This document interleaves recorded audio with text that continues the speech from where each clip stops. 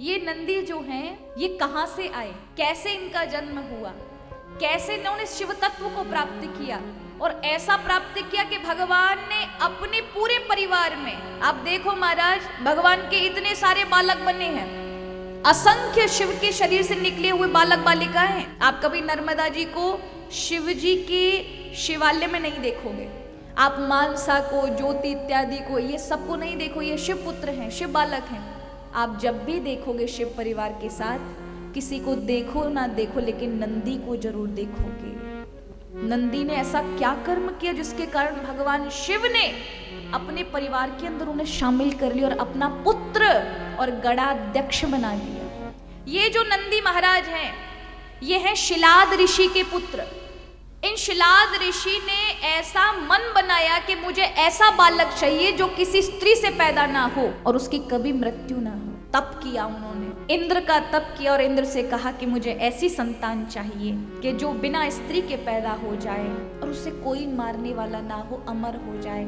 इंद्र ने कहा कि हे ऋषिवर, मेरे अधिकार में ये सब नहीं आता, मैं अमर नहीं कर सकता, लेकिन यदि तुम महादेव की शरण में जाओ, उनकी तपस्या करो, उन्हें मना लो, तो वो तुम्हें ऐसी संतति दे सकते हैं। शिलाद ऋषि ने हिमालय में जाकर के महाराज कठिन तप किया।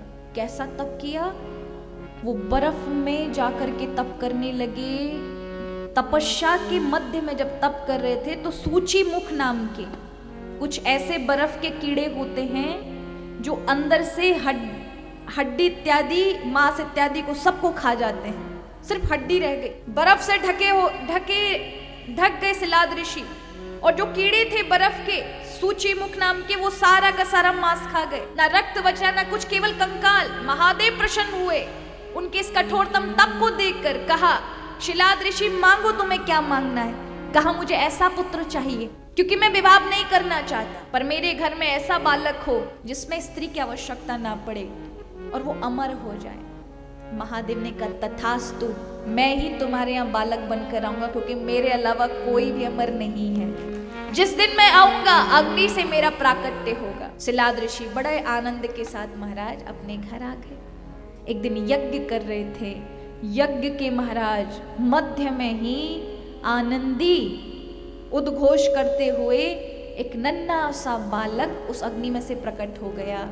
शिलाद ऋषि के चारों ओर आश्रम में देवताओं ने घेर लिया। स्वयं महादेव प्रकट हो गए। चारों ओर पुष्प वर्षाएं होने लगी, महादेव की जय जयकार होने लगी। अब जैसे ये बालक हुआ, शिलाद ऋषि ने बड़े प्रेम के साथ उनके सारे संस्कार किए। जात कर्म संस्कार, नामकरण संस्कार, चूड़ाकर्म संस्कार, सारे संस्कार करने के बाद इस बालक की योग्यता भी ऐसी, साक्षात शिव हैं, तो उनमें हमारा साधारण बालकों वाले गुण नहीं थे, असाधारण गुण थे।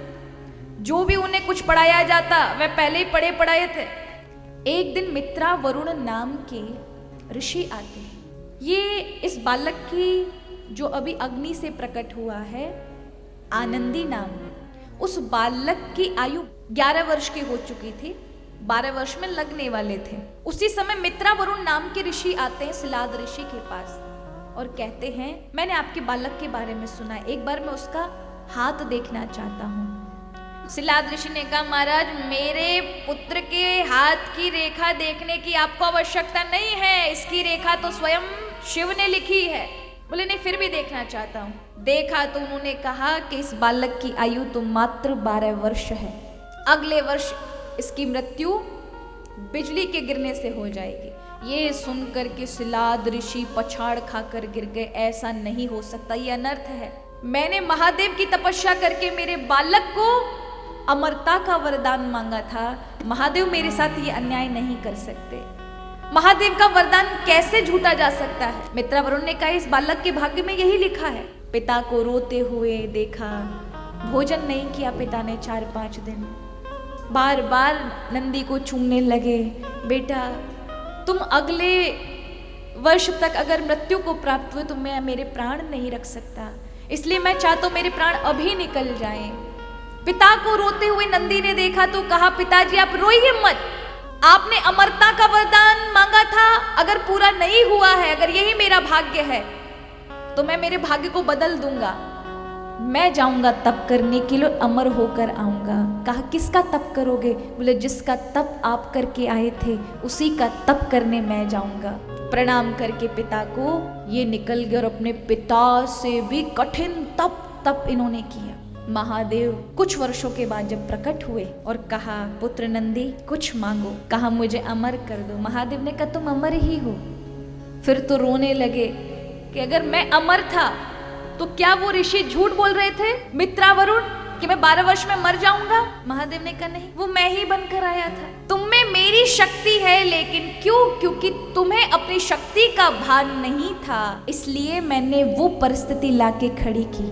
वृक्ष के नीचे लगने वाला पौधा कभी भी वृक्ष नहीं बन सकता।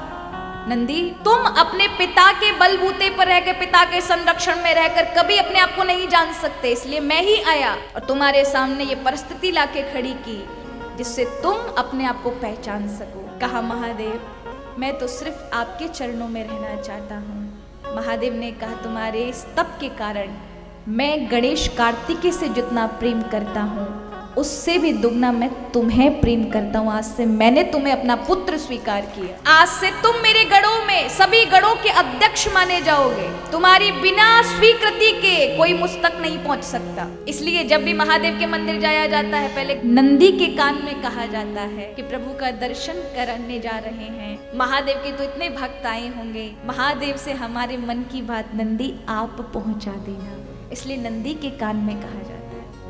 नंदी को प्रणाम किया जाता है जाते समय और लौटते समय, क्योंकि नंदी ही कि बिना आज्ञा के कोई नहीं अंदर जा सकता, किसी का प्रवेश नहीं है। कैलाश पर भी जाओगे सबसे पहले नंदी की आज्ञा, तब शिव दर्शन। इसलिए दरवाजे पर हमेशा नंदी मिलेंगे, बिना उनकी आज्ञा के नहीं। वो साक्षी है कौन कौन आया शिव के मंदिर, कौन कौन गया।